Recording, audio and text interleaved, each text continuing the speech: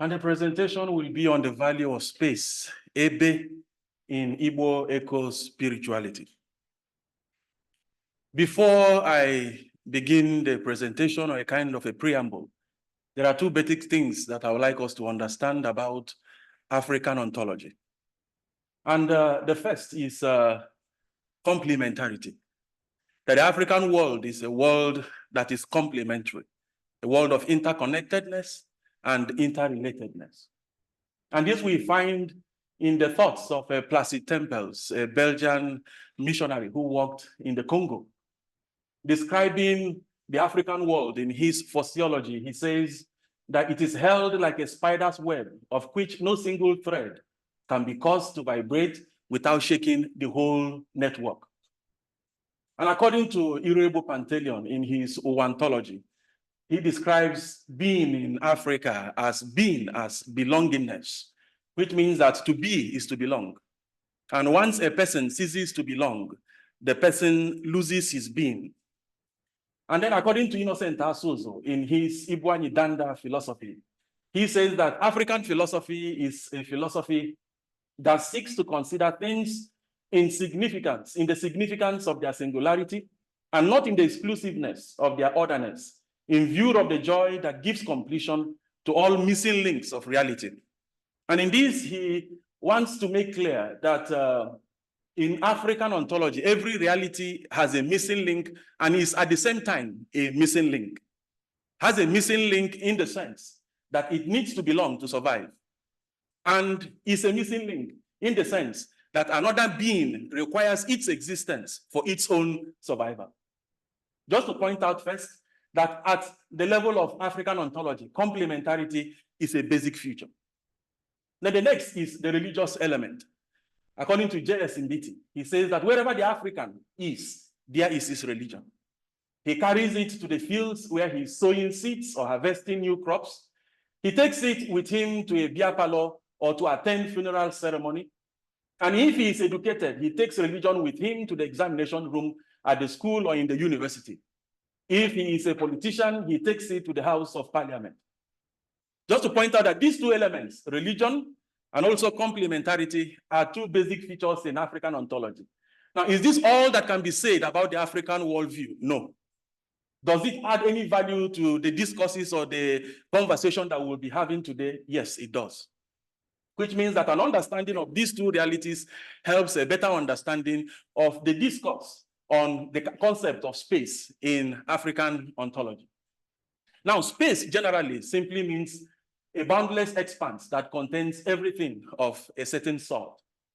But in Western philosophy, we can distinguish two perspectives, two major perspectives. There could be others.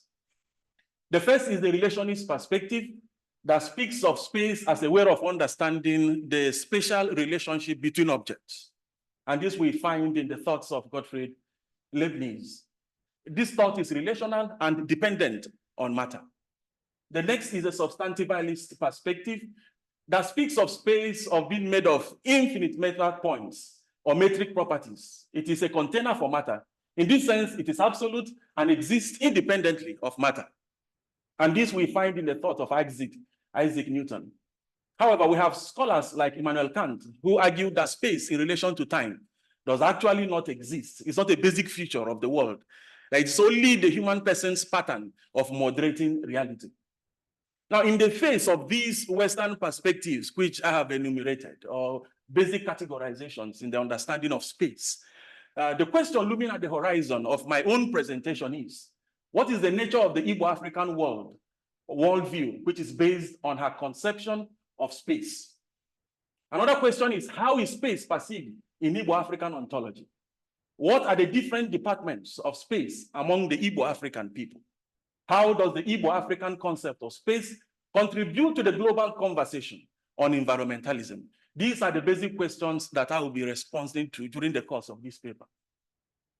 Before we begin, I will be using the theoretical framework, Igbo theoretical framework, to understand and to guide the conversations on Igbo eco-spirituality in relation to the concept of space. And the Igbo theoretical framework understands reality as complementary, interconnected, and interrelated. And it will help the development of this work in the sense that it will help us understand the Igbo-African worldhood, which every entity is in relation to the other. It is a system of worldhood where otherness is actually not a problem. The other is not understood as a burden. The other is actually understood as a part of. And when it is in relation to me, it becomes a part of me. And the Igbo word for the other in Igbo language is Ibe.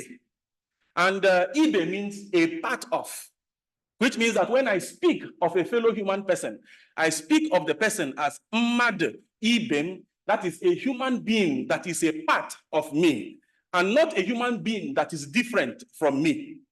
And even when the Igbo speaks of the environment is understood ontologically as a whole, in the sense that the trees, the waters, and all the realities that inhabit the world are understood as a part of my own existence. And the implication is that the pattern or the way I deal with these other realities, the person around me, the things around me, affects my own being.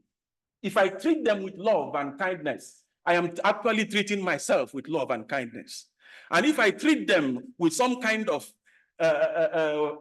without love, at the end of the day, I'm actually doing it to myself and not to nature. That is the idea that this Igbo theoretical framework brings to this discussion.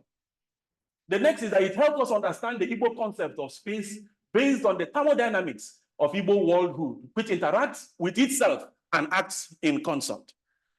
It also helps us to understand how the Igbo concept of space relates to their understanding and relationship with the environment. The question now is, who are the Igbo? The word Igbo is actually a language and at the same time a tribe. A language which has developed over time into different dialects.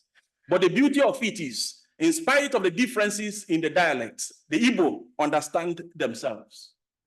One of the three ethnic groups in Nigeria, they are the Igbo, alongside the Hausa and the Yoruba. They are found in the eastern part of Nigeria, occupying 5 states predominantly, which include Abia, Anambra, Ebonyi, Enugu, and Imo.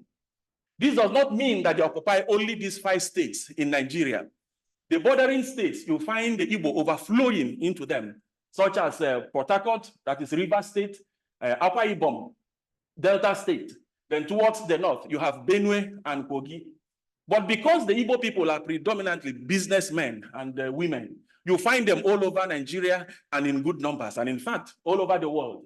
It is said in Nigeria that when you come to a place and you do not find an Igbo man, it means that it is not a place that is good for living.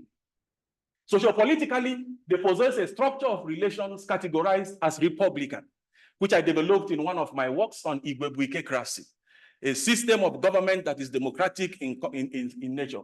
And I was actually arguing that even before the advent of what we now call Western democracy, which is said to have come from Greece and then down to Africa through different parts of Europe, I was actually arguing that before even the advent of Western democracy, that there was already a democracy in the eastern part of Nigeria and in some part of the western part of Nigeria, which is called Ikechukwu, a system of government that is based on concession, arriving at some kind of a decision together as a group at the level of Umunna.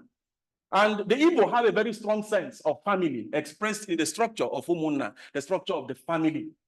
They have a very strong belief in a supreme being known as Chukwu or Chineke, and this holds quite a lot together for the Igbo. Now, what is the Igbo philosophy of space? A space or place in Igbo is known as Ebe.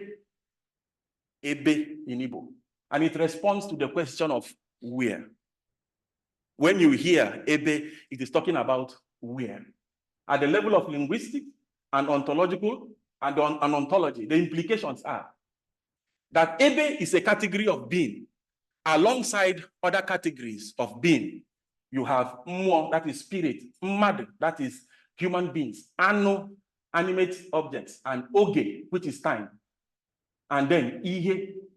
Now, Ebe as a category of being is always used in relation to Ihe, that is thing. Ebe as a place cannot be used on its own without reference to the Ihe, that is the thing that occupies or takes residence in the Ebe.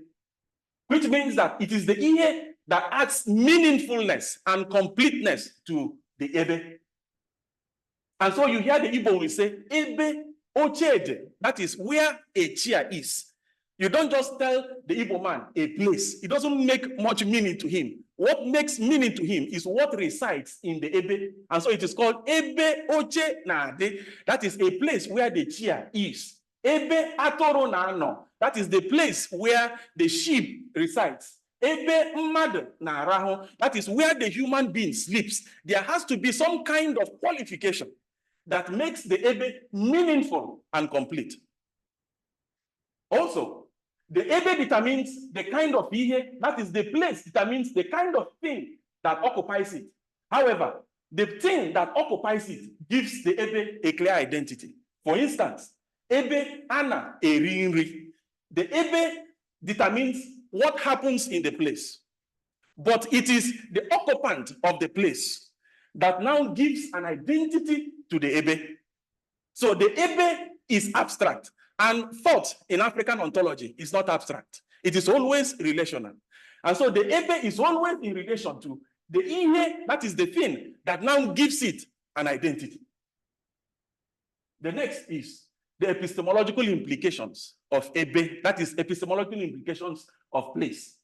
The ebe helps us to understand the thing, which means when we talk about a thing, you need an understanding of the place or the space to understand the thing.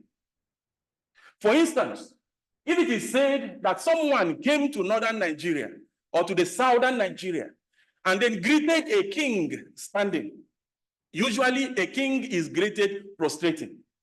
But if you hear that someone came and wanted to greet the king standing, the question the Igbo will ask is, Onye ebe kobu? Where is the person from? From what space has the person emerged? An understanding of the space from which the person has emerged helps an understanding of what has happened. For instance, if you are now told that the person who is greeting the king is from Germany, you now understand why. How the influence of his space in Germany has influenced his relationship with the king in Africa. The next is, the response to this question helps the understanding of what happened and why it happened. The next is that the ebe is important for the justification of knowledge.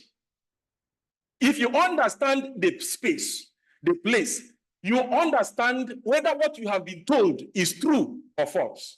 For instance, when something happens, the question an Igbo asks is, ebe komere, where did it happen? If, for instance, you tell me that my brother got drowned, the question I will ask you is this: where did he get drowned? If you tell me that my brother got drowned while walking on a third road that is 2,000 kilometers from the seaside, it means that the ebe does not correspond with the ihe merene, and therefore it is not true. It is the Igbo correspondence theory when it comes to Igbo philosophy. So until the place corresponds with what has happened, it is not believed to be true. But if you say to me that you were on a cruise on the sea and then my brother got drowned, the place now corresponds with what has happened. And at that point, it becomes true. Now, this is the epistemological implications of ebe. The next is ethical implications of ebe. The concept of ebe, that is place in Igbo, can move from a place or space to speak of a situation. And the situation determines the morality of an action. For instance, we can talk about an ebe talking about the same action, but the ebe determines whether the same action is right or wrong.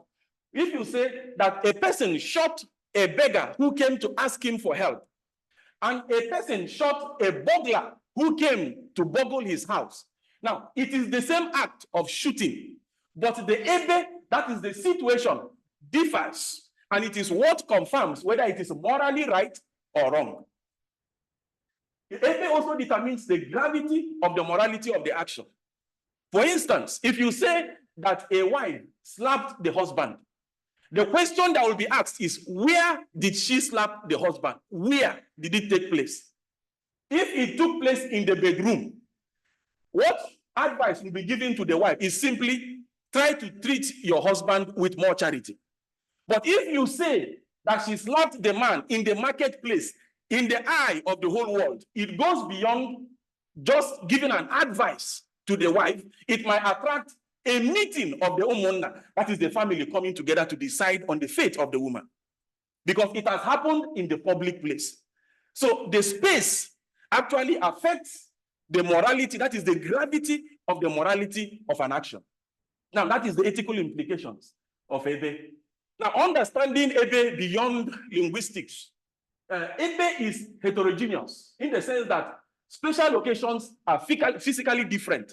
The water bodies, the sky body, and the land, they are all different based on their own spatial locations. So you cannot speak of Ebe generally. There are differences depending on the spatial location. Now, the object dependentness of Ebe, you cannot speak of a place or a space in a vacuum or in a void. There has to be an ihe, that is a thing that resides in the Ebe. Then Ebe as personhood. In African ontology, when we speak of place or space, it is not just a land or a water or the sky. It also speaks of a person. And we'll understand better as we move ahead that land, water, and sky among the Igbo African people, they are not just things or properties to be owned, but they are personalities that must make a contribution in their own future determination. Then sacredness of Ebe, going back to what J.S. Mbiti said about the African person, at the end of the day, spaces are sacred places. They are not just places in the sense of a place. Then Ebe as a center of interaction. A lot of interactions take place at the level of Ebe. Every space is a center of interaction. And yesterday, Rita was saying something about the African forgotten the country she was talking about, that they speak of their ancestors as if they are in the next room. They are actually not in the next room. Because in African ontology, the different worlds interact and overlap. So that even while you are in the world of man, the divine presence is strongly felt. So it is no longer a thing of a divine world or a human world or a world of spirits. No, there is a strong interaction between the different worlds. Now, Igbo African eco-spirituality, when we talk about that, what do we mean? Igbo eco-spirituality makes a connection between an understanding of the ecosystem and Igbo spirituality. And Igbo spirituality is simply the Igbo consciousness and relationship with the supernatural. It is based on a world that is interconnected, complementary, and sacred. And nature is conceived here as a part of the human world and having a personal identity. It understands the human person as a steward, not as a master of creation. And there are different understandings trying to connect religion and eco-spirituality. According to Olga, he says that eco-spirituality brings together religion and environmental activism. And according to Valery, a manifestation of the spiritual connection between human beings and the environment, you find that in eco-spirituality. Now, coming back to Africa, Orabato says that upon careful scrutiny, that the wisdom of the African spiritual tradition offers resources for cultivating sound ecological virtues and commitment. And according to Marcel, African spirituality invites us to an aggiornamento, a return to our origins, to use traditional African resources in deep appreciation of and conversation with Pope Francis' exhortation to care for and dialogue with our common home. Now, this African or Igbo eco-spirituality has been affected by colonialism in a very huge way. It's not found exactly as it is as a result of the colonial gaze on the African or the Igbo African society. Because we know that in 1830, the colonial masters were already at the shores of Africa. 1850, they had gone into the hinterland. 1884 and 1885, Africa was divided into a patchwork without consideration into or giving consideration to the ideology, religious differences, and cultural variety among the African people, creating a lot of crisis. Chino Achebe, in his work, uses the word "things fall apart" to describe the consequences of the colonial gaze on the Igbo African community. Now, space in Igbo African ontology, land space, that is one of the spaces in Igbo African ontology. Land is not just a property where you build a house, you buy and build a house. Land is a female deity referred to as Allah. It is called Allah. But even though it is called Allah, the deity itself is also called Allah, which means that there is no distinction between the land and the deity. So everything was created through the land, trying to create the importance of Allah as a deity. Everything was created through it. And when everything comes to an end, everything returns back to Chukwu, the supreme being, through the Allah. And that is why in the picture you see over there, you always see the Allah in the form of a mother. The land is a mother. And you see the pregnancy. Just telling you, that pregnancy is carrying the whole world, giving birth to new possibilities. And you see always another presentation of the Allah deity in the form of a woman carrying a child, just trying to present the idea of the land as a mother that continually nourishes those who inhabit the land. So everyone has a connection with the land, because when a child is born, the umbilical cord is cut and buried in the land, establishing a connection between every person and the land. And now that becomes a very strong connection between every person with each other. That's the importance of the land space. And then you have a water space, another female deity, even though you find some variations in terms of male deities occupying water spaces. And the importance attached to the water space, a great deal of it is coming from the spirit that inhabits the water space.